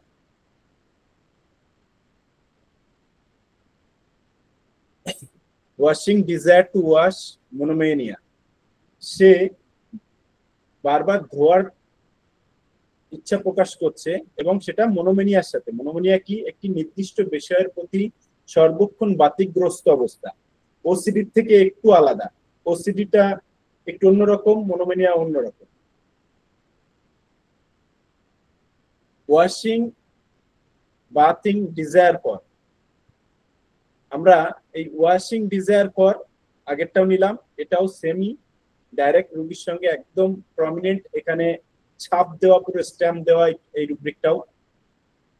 Dilution, persecuted that he is, সে এই রোগ দ্বারা ক্রমাগত আঘাতপ্রাপ্ত হচ্ছে। Thought complain, thought complain, not complaining, okay, compelling, অর্থাৎ বলতে পারেন বাধ্যতামূলক চিন্তা করা, মানে সে না চাইলেও সে চিন্তা করে ফেলছে, বারবার একই চিন্তা পুনরাবৃত্ত হচ্ছে মনের মধ্যে, কম্পেলটা বারবার ঘটছে চিন্তা।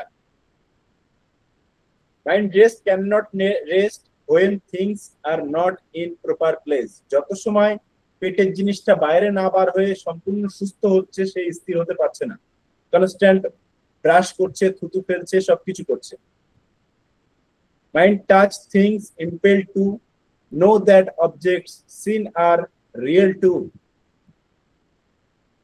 ভিতরের যে বস্তুটা, মানে এখানে কি হয়, এটা আমরা যদি ছোট্ট করে রুব্রিকটা শুধু ব্যাখ্যা করি, রিয়েল থিং, রিয়েল থিংটা অনুভব করার জন্য সে বারবার টাচ করতে থাকে, বারবার টাচ করতে থাকে রিয়েল থিংটা অনুভব করার জন্য। যেমন ধরুন পিছনে কারোর র্যাশ বেরিয়েছে, সে বারবার ছুঁয়ে ছুঁয়ে দেখছে কি ব্যাপার, না র্যাশটা কতটুকু বাড়ছে আমি দেখছি, সে বারবার চেষ্টা করছে, সে বারবার দেখছে। হ্যাঁ, এই যে দাদা আবার আমাদের সিনথেসিস যেটা আছে সেটাও দিয়ে দিয়েছেন, একই বিষয়, বারবার টাচ করে দেখছে রিয়েল থিংটা, সে বারবার থুতু ফেলে ফেলে দেখছে সেই ব্লু কালারটা বার হয়ে যাচ্ছে কিনা। ডিলিউশন ইনজুরি বিং ইনজিওর্ড, এই মাউথ ওয়াশটা এখনো আমাকে কন্টিনিউ ইনজুরি করে যাচ্ছে, এটা ধরার দরকার হয় না, যেখানে পারসিকিউটেড আছে সেখানে, শুধু আশিসদার সম্মানার্থে এটা ধরলাম। ওকে, কারোর কোনো প্রশ্ন থাকলে করতে পারেন, না হলে আমরা নেক্সট চলে যাব। স্যার থট কমপ্লেইনটা আরেকটু করে বলেন একটু। থট কমপ্লেইন হচ্ছে কম্পেল, চিন্তার কম্পেল, মাথার মধ্যে চিন্তা, বাধ্যতামূলক চিন্তা আসছে, বারবার একই চিন্তা পুনরাবৃত হচ্ছে। Thank you sir. মনোমেনিয়াটা যেটা বলেছেন ওইটা মানে ওইটার সঙ্গে ইয়েটা কি, ওইটা তো অবসেসিভ কম্পালসিভ ডিসঅর্ডারের মতোই মনে হয়। অবভিয়াসলি এর সঙ্গে ছোট দুটো তিনটে পার্থক্য থাকে। দেখেন, মনোমেনিয়া আর ওসিডির মধ্যে পার্থক্য হচ্ছে, মনোমেনিয়া একটি নির্দিষ্ট বিষয় নিয়েই চিন্তা থাকে এবং বিশ্বাস থাকে, পেশেন্টের মধ্যে একটি নির্দিষ্ট চিন্তা থাকে একটির উপরে, একটি বিষয়ের উপরে ভাবনা চিন্তা। আর ওসিডি বিভিন্ন হতে পারে, বারবার হতে পারে, এটা ওদের অভ্যাস বললাম। দুটোর মধ্যে যদি আমি পার্থক্য করি, দুই হচ্ছে মনোমেনিয়ার ব্যক্তিরা তার নিজ বিশ্বাসের উপরে চূড়ান্ত সত্য বলে মনে করে, আমার পেটের মধ্যে ওটাই আছে, আপনি যতই তাকে বোঝাতে যান যে সেটা আর নেই, সে কিন্তু সে শুনবে না, ওটা আছে ডাক্তারবাবু, আমি খেয়েছি, আছে, মিষ্টি লাগছে, সে তার নিজের সিদ্ধান্তে চূড়ান্ত থাকে, সত্য বলেই মনে করে। আর ওসিডি পেশেন্টরা তারা মাঝে মাঝে বোঝে যে আমি বিষয়টা অতিরঞ্জিত করছি। দেখবেন ওসিডি পেশেন্টরা বলে, হ্যাঁ ডাক্তারবাবু আমি বুঝি, আমি 10 ঘন্টা ধরে হাত ধুচ্ছি, আমার হাতে ময়লা নেই, তবু আমি ধুচ্ছি, কারণ ওসিডি পেশেন্টরা সব বুঝেও, সচেতন হয়েও তারা নিজের নিয়ন্ত্রণ করতে পারে না। আর মনোমেনিয়ার ব্যক্তিরা অন্যদের যুক্তি মানতেই চায় না। আই থিঙ্ক আমি ক্লিয়ার। কৌশিক স্যার আপনার কি ক্লিয়ার হলো? দারুন দারুন, এরকম ব্যাখ্যা আগে পরে শুনিনি। সাবিত দা অশেষ ধন্যবাদ। মনোমেনিয়া আর ওসিডির একটা সুন্দর ব্যাখ্যা। ওকে, ধন্যবাদ সবাইকে। আমি সোজা চলে যাব ডক্টর দুলাল স্যারের কাছে। দুলাল স্যার কন্টিনিউ করুন প্লিজ। ধন্যবাদ সাবির ভাইকে, এবং আপনাদের সকলকে আবারও ধন্যবাদ খুব মনোযোগ সহকারে আমাদের বকবকানি শোনার জন্য। এবং পাশাপাশি গুরু এবং গুরুমাকেও অশেষ ধন্যবাদ জানাচ্ছি এরকম একটা প্ল্যাটফর্মে আমাদেরকে নিয়মিত চর্চা করার একটা সুযোগ করে দেওয়ার জন্য। এই প্ল্যাটফর্ম আছে বলে কিন্তু আমরা প্রতিদিন এভাবে চর্চা করতে পারি। তাছাড়া আমরা মাইন্ড টেকনিক এভাবে চর্চা করতে পারতাম না। আমরা নিজেরা অনেকবারই চেষ্টা করি, আমি নিজেও করি যে আজ অনেক কিছু করে ফেলবো, কিন্তু আসলে বাস্তবে হয় না। যখন এরকম একটা পড়ার সাথে জড়িত থাকি তখন কিন্তু অন্যভাবে যেভাবেই হোক না কেন হয়ে যায়, তো নিজে নিজে আসলে ওভাবে কখনোই পূরণ করতে পারি না যতটুকু টার্গেট করা থাকে। এইভাবে টাস্ক থাকলে আমরা অনেকটা এগিয়ে যেতে পারি। তো এটা গুরুর আইডিয়া এবং গুরুর উপহার আমরা ফি হিসেবে পাই প্রত্যেকটা সপ্তাহে 5 দিন 6 দিন। যাই হোক, আমি আলোচনায় ফিরে আসি। আজকের সেশনের 2টি কেস আমার মনে হয় অনেকেই বুঝতে পারেননি। আমাদের ব্যর্থতা আমাদের মনে হচ্ছে, আমার আপনাদের যে রেসপন্সিবিলিটি থেকে মনে হলো অথবা ভালো লাগেনি। তো যাই হোক, ব্যাপারটা আমরা চেষ্টা করব আমাদের জড়তাগুলো কাটিয়ে ওঠার। তো আমি ছোট একটা ফিলিংস বলি, মোটামুটি সময় তো শেষের দিকে, শেষই হয়ে গেছে অলরেডি। ছোট্ট একটা ফিলিংস বলে শেষ করব। আমরা বিশেষ করে বাচ্চাদের কেস পাই, কান্নার কেস তো অভাব নেই, বিভিন্ন কারণে কাঁদতে থাকে, কান্না নিয়ে আসে, আমাদের সামনে এসেও কাঁদে বিভিন্ন রোগ নিয়ে। এর মধ্যে একটা কেস হলো কানে ব্যথা নিয়ে আসছে এই বাচ্চাটা, তার সমস্যা হলো কানে ব্যথা, 8 বছরের বাচ্চা। ও যদি আমরা খুব বেশি চিন্তা না করি, একটু শুনলাম, খুব বেশি ভাবলাম না, হয়তো আজকে অনেক ভিড় আছে, আমরা কি করি অনেক সময় দেখা যাচ্ছে কান্না করছে, ও ঠিক আছে কানে ব্যথার জন্য কাঁদছে, তাহলে weeping pains with the ear in, ও লাল সোজা বাচ্চা তো কানে ব্যথা নিয়ে আসছে, কান্না করছে, এত সময় নাই ভাবার, পালস হিটলে ক্যামামিলা একটু দেখে দিয়ে দিই, পালস নাহলে ক্যামামিলা তো হবে। আর একটু ভাবি, ও চিল্লাচ্ছে, খুব চেঁচামেচি করছে তীক্ষ্ণ ভাবে, তাহলে একটু একটু ব্যাপক ভাবে ভাবি, এটা উইপিং না, শেকিং ছিল, আরো জোরে কাচ্ছে, তাহলে বেলেরোনা ক্যামামিলা হিপারলেকেসিস। এবার আমরা হয়তো ডিডি করছি, আমরা ফিলিংসের দিকে হবে এগিয়ে তো গেলাম না। অনেক সময় কিন্তু এভাবে দিয়েই কাজ হয়ে যাচ্ছে, ক্যামামিলা দিয়ে হয়ে যাচ্ছে অথবা ল্যাক্সিস দিয়ে হয়ে যাচ্ছে, ঠিক আছে। আমি যে বাচ্চাটাকে পেয়েছি এই কিছুদিন আগের এই কেসটা, ওর মা এসে বলছে, এরে যতই আমি চিল্লাই, যতই চেঁচামেচি করি, তুই একটু গায়ে সোয়েটার টোয়েটার গায়ে দে, ওর নাকি গরমে নাকি গা ঘেমে যায়, এই ঠান্ডার মধ্যে গা ঘেমে যায়, ওর গায়ে কিছুই দেওয়া যায় না।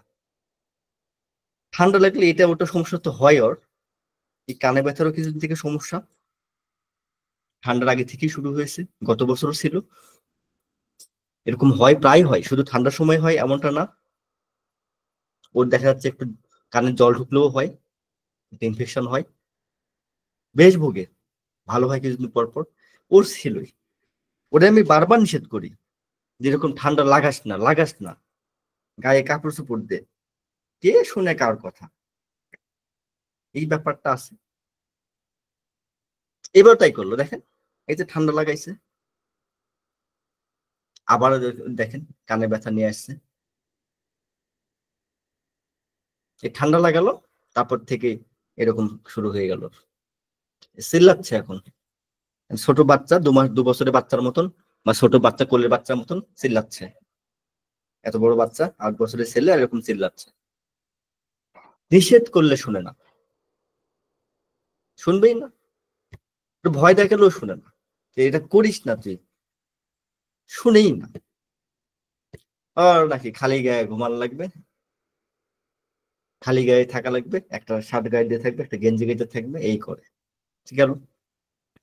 আমি তাকে জিজ্ঞেস করছি, কি হয়েছে বাবা, তোমার কি সমস্যা বলো? তোমার মায়ের কথা তো শুনলাম, মায়ের কথা বাদ দাও, তুমি বলো। ও আমার দিকে নেই, আমার দিকে তাকাই না।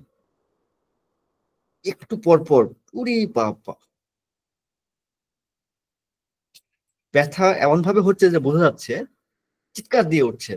তা আপনারাও অবশ্যই দেখেছেন এরকম কোনো পেশেন্ট, দাঁতে ব্যথা বা কানে ব্যথা হলে কি ধরনের কষ্টটা হয়, হঠাৎ করে তো চলে আসে এবং মারাত্মক আকার ধারণ করে, চেঁচিয়ে উঠছে।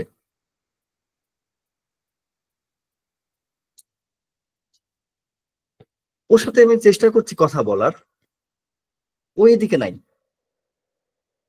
বাবা কি হয়েছে, কি হয়েছে, এখানে বলো বলো, দেখি দেখি তোমার কানটা দেখি, কিসের কি? ও ওর মতন চিল্লাচ্ছে। বাসা, আমি জিজ্ঞেস করলাম বাসা তুমি কি এরকম করছে? হ্যাঁ, একটু পর পর ভ্যা ভ্যা করছে, বিরক্ত করে মারলো। কিছু শুনবেন না আর না, আমাদের কথা গুরুত্ব নেই, এই চিল্লাচ্ছে। কে সহ্য করবে এভাবে এই চিল্লানো? মানে বলা যাচ্ছে তার প্রতি একটা রাগ জমে আছে মায়ের, বিরক্ত হয়ে গেছে তার উপর এই চেঁচামেচি দেখে আর ওই ধরনের আচরণ গুলো। সে গায়ে কাপড় চোপড় দেয় না, ঠান্ডা লাগায়। এই ঠান্ডা লাগানোর জন্য যেটা হয়েছে, ব্যাপারটা এমনটা নাও হতে পারে, তার যেহেতু আগে থেকে এই দোষটা আছে, হয়ে গেছে। এবং ঠান্ডা লাগলে তো হতেই পারে, স্বাভাবিক ব্যাপার। তো কারণ দেখলাম হ্যাঁ এখন একটা ইনফেকশন আছে তার, চিল্লাচ্ছে। কিন্তু আমার সাথে ডাকাডাকি করেও কিন্তু কথা বলাতে পারছি না। ও ওর মতন ব্যথা হলে ওর চিল্লাচ্ছে, চুপ করে বসে আছে ওর মতন। কখনো মায়ের ব্যাগ থেকে ফোন বের করে নিচ্ছে, নিয়ে ওর ওর মতন যা খুশি তাই। মা বলছে তুই শুনতে পাচ্ছিস না, এক থাপ্পড় দিয়ে দেবো। ওর যেভাবে ছিল মনে হলো একটু ঝেড়ে ঝুড়ে আবার ভালো হয়ে বসে গেল সুন্দর করে। ও ওর মতো, এই এতটুকুই। এখানে গুরুত্বপূর্ণ যেটা আমার কাছে ছিল, ওকে আমি কথা বলছি, আমার দিকে তার খেয়ালই নাই। ওকে ডাকছি নাম ধরে, কি হয়েছে বাবা বলো বলো বলো, না। মা তাকে রাগ করে বলে দিল এক থাপ্পড় দেবো, এত কোথাকার, শুনতে পাচ্ছি না তোকে ডাক্তারবাবু তোকে ডাকছে। বরং ও ঝেড়ে ঝেড়ে বসলো ভালো হয়ে। আর কি আমার কাছে যতক্ষণ ছিল তার মধ্যে একবারই ওই ব্যথাটা ওভাবে হয়েছে, হঠাৎ করেই চিৎকার করে কান্না শুরু করে দিল, যেটা তার মা বলছে ভ্যা করে, হঠাৎ করে ভ্যা ভ্যা করতে চিল্লাচ্ছে, একদম বিরক্ত লাগছে। বাসাতেও এই কাজটা করছে। এই এটা হওয়ার পর থেকে সে ওভাবে চিল্লাচ্ছে, ওভাবে চেঁচামেচি করছে, ওভাবে জোরে জোরে চিৎকার করে কান্না করছে। তো এখানে মূলত আমি এই কেসটাতেও আপনারা হয়তো মনেই করছেন, এখানেও আমি সালফার দিয়েছি।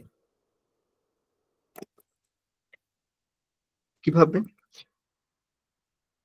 আমি অবজারভেশন থেকে শুরু করলাম, সরাসরি ডুববিস নিয়েছি। এখানে আর ওভাবে মেটাফরিক নেইনি, মেটাফরিক ভাবে ভাবেও নি, আমি সহজভাবে চেষ্টা করেছি। তার যে কান্নাটা, শিরকিং, পেন ডিউরিং এয়ারিং, একটা বেশ কয়েকটা রোগ নিয়েছিল, যদিও এতগুলো প্রয়োজন হয় না, তারপরেও নিয়েছিলাম। Shrieking, pain during hearing, inflammation of ear in children, একদম সরাসরি রুবিক্স।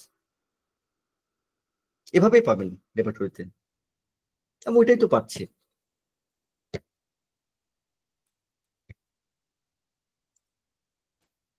এই রুপিটা পাওয়া খুব কঠিন,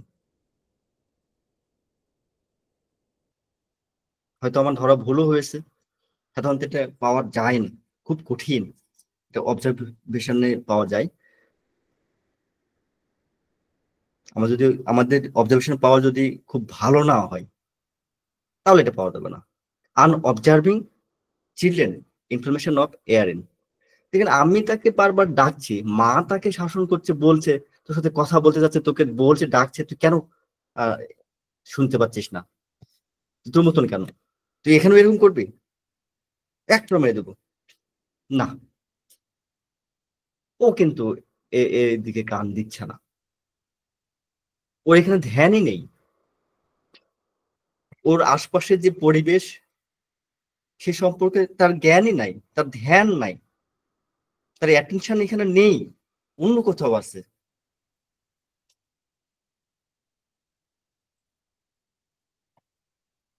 আনঅবজার্ভিংটা কি? এটা এমন একটা মানসিক অবস্থা যেখানে তার আশেপাশের যে পরিবেশ সে সম্বন্ধে সে কিন্তু সে মনোযোগ দিতে পারে না, দেয় না, সচেতন নয়, বা পর্যবেক্ষণ করতে কিন্তু সে পারে না, করেও না, অমনোযোগী বলতে পারেন। সেটা মেন্টাল ডার্নেস থেকে হতে পারে বা অন্য কোনো কারণেও হতে পারে। এখানে তার ব্যথার সময় এটা হতে পারে, এই ব্যথার সময় কিন্তু সে আনঅবজার্ভিং, এখানে কিন্তু তা না, মানে যখন সে চেঁচামেচি করছিল তখনই যে ওরকম করছে এরকমটা না। ওই জন্য বললাম এটা খুব ধরা কঠিন, আমরা এটা হয়তো পাবোই না ওভাবে, হয়তো আমার ভুলও হয়েছে এর বিষয়ে ধরার। কিন্তু পুরো এই যে ইনফরমেশন, ও যে পুরো কেসটা আমার সামনে বসে আছে, এটা তো এই ইনফরমেশন নিয়ে আসে সে, কিন্তু এই সময় আমি তাকে দেখেন হয়ে পাচ্ছি না, আমার প্রতি তার কিন্তু মনোযোগ নেই। আমি তাকে ডাকছি, কথা বলতে বলছি, সমস্যা কি বলো, ও কিন্তু ওখানে ধ্যান দিচ্ছে না, তার মনোযোগ এখানে নেই। তাই এই রূপটা আমি ধরেছি। এরপর আরেকটা কি, তাকে নিষেধ করা হচ্ছিল, বাসাতেও হচ্ছিল, এখানেও আমার সামনে তাকে ভয় দেখানো হলো, তাকে মারতে চাইলো তার মা, কিন্তু কে সে কান দিল না, মোটেও কান দিল না, ভয়ই নেই তার। মা যে এমন ভাবে বললো, এক থাপ্পড় দিয়ে দেবো, শুনতে পাচ্ছিস না ডাক্তার বাবু তোকে বলছে, তোকে ডাকছে, নেই, মোটেও নাই। তো এখানে এই রূপটা আমরা নিতে পারি।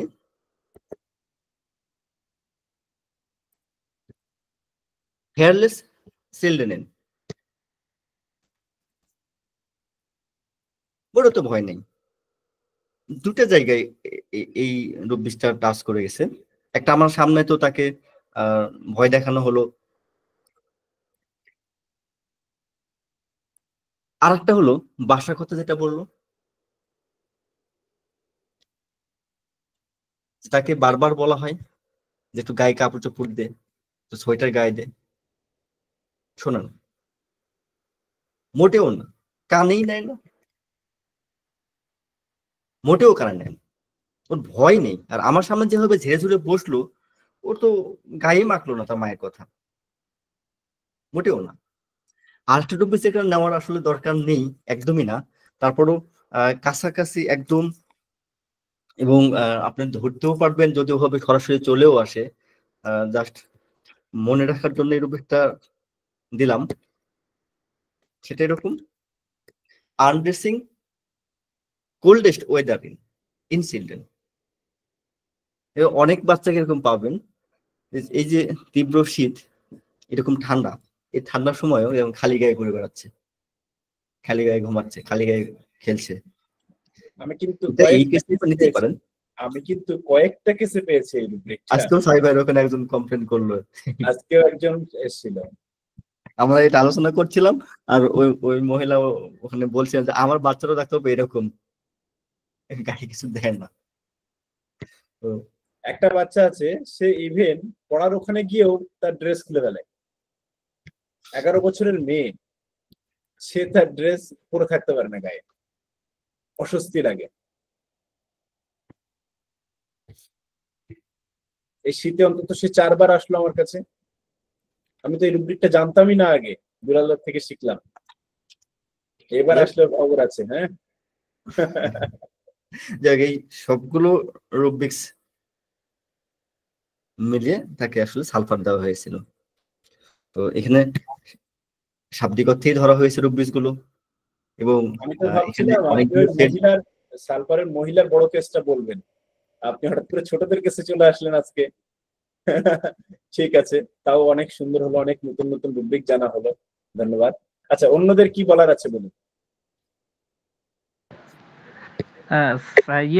দুলালদা, এই কেসটা আমরা কিন্তু প্রথম লাইফে, মানে প্রথম দিকে আমরা কিন্তু প্রথমেই একটা জিনিস আমরা বাচ্চাদের মধ্যে মানে অবজার্ভিং করতাম বা কথা শুনিয়ে অ্যাটেন্ডেন্টদের, যে বাচ্চাটা কেন আসলে গায়ে এই শীতের মধ্যেও গায়ে কেন কাপড় দিতে চায় না, তাহলে আমরা প্রথমেই ধরতাম যে এটা হট ব্লাডেড পেশেন্ট। তাহলে ওইভাবে ধরলে এই হট ব্লাডেড পেশেন্ট কারা হয়, ওইভাবে কিন্তু অনেক সময় আমরা ঢুকতে ঢুকতে এই পথে ঢুকে যাই। তো এখানে এখন তো আমরা যেহেতু এই সিস্টেমে আসছি, এটা কিন্তু আমাদের ওইভাবে ধরার সুযোগ নেই, আমরা ওইভাবে ভাববো না। তো কেসটি আসলে সুন্দর হয়েছে, খুব সুন্দর, এবং আজকে 3টেই সালফারের কেস, খুব ভালো লাগলো, চমৎকার। কিন্তু থ্যাংক ইউ ভেরি মাচ দুলাল দা। হ্যাঁ, আপনাকেও অনেক ধন্যবাদ। আর কেউ কিছু বলবেন?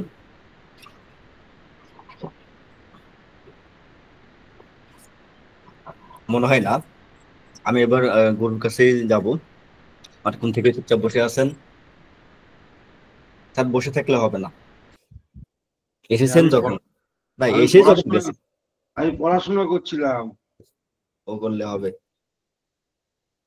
আমিও আমার একটা কেস নিয়ে পড়াশোনা করছি। পুরো আমাদের আরেকটা সালফার দিয়ে যান পুরো, নতুন একটা সালফার দিয়ে যান। হ্যাঁ, একটা খুব ক্রিটিক্যাল কেস নিয়ে বসেছি শেষ সময়। তাহলে ডিস্টার্ব করবো না, তাহলে ডিস্টার্ব না, ঠিক আছে স্যার। হ্যাঁ, আপনাদের আর কোনো প্রশ্ন আছে? তাহলে আমরা এখানে শেষ করব।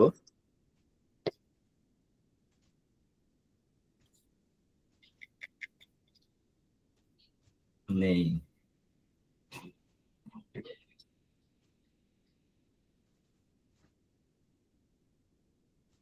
ভালো, তোমরা সবাই 3জনা মিলে বেশ বলবো কম্বাইন্ড গভর্নমেন্ট, সমন্বয়ক গভর্নমেন্ট তৈরি করে ভালোই কেস ছাড়াচ্ছ। সমন্বয়ক। সবই আপনার আশীর্বাদ গুরু, সবই আপনার আশীর্বাদ। আপনার এখান থেকে কিন্তু আমাদের 3জনের পরিচয়। হ্যাঁ, অনেক আনন্দ। এই আমরা যে টাস্ক ইনেবল টু টাস্ক, আপনার মনে আছে স্যার, এইরকম একটা দেহতত্ত্ব কেসে আপনি শিখিয়েছিলেন প্রথম, সেম কেস কিন্তু এইরকম তখন শিখেছি। আমি শুনেছি। ঠিক আছে, আপনি এটা অনেক আগে পড়েছেন, মনে হয় 10 বছর 4 আগে হবে। ওই impel to task, enable to task, সেই সালফার এতদিন পর আবার পেয়েছি চেম্বারে।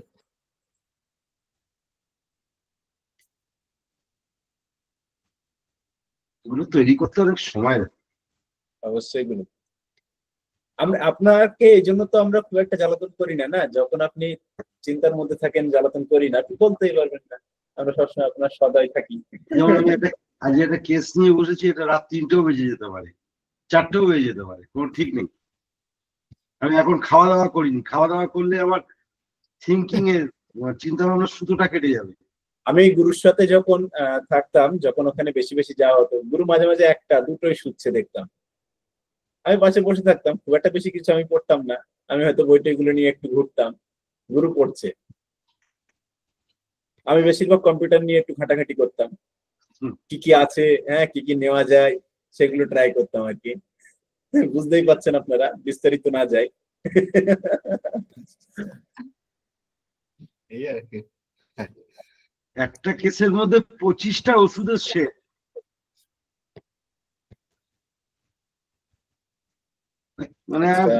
মানে মাথার নিচ আমি খুঁজে পাচ্ছি না।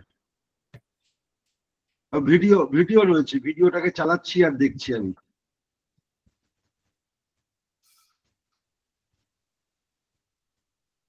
তাই তো হবে, আমাদের কাছে তো 3-4টা শেড নিয়ে আসে, আপনার কাছে গেলে তো তার 3-4 গুণ হয়ে আসবে। তবে গুরু আমাদের কাছে কিন্তু এগুলো সময় লাগে না, কেন ভাবতেই পারি না।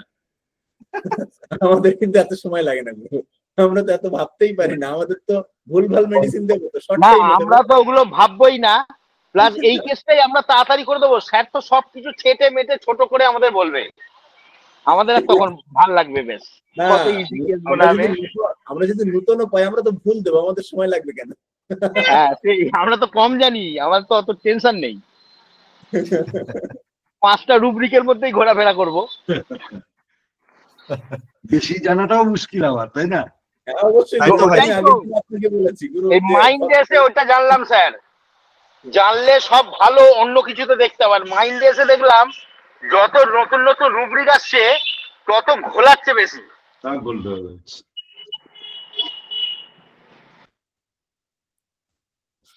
না, লড়াই করতে হবে, লড়াই করে যেতে হবে, পড়ে যেতে হবে, কোনো বিকল্প নেই, কোনো বিকল্প নেই পড়াশোনা ছাড়া। আশীর্বাদ করবেন গুরু। ঠিক আছে, চলো। ঠিক আছে, ধন্যবাদ, শুভরাত্রি সবাইকে। প্রণাম আমাদের সাথে থাকার জন্য সকলকে অসংখ্য ধন্যবাদ জানাচ্ছি। শুভরাত্রি। শুভরাত্রি। শুভরাত্রি।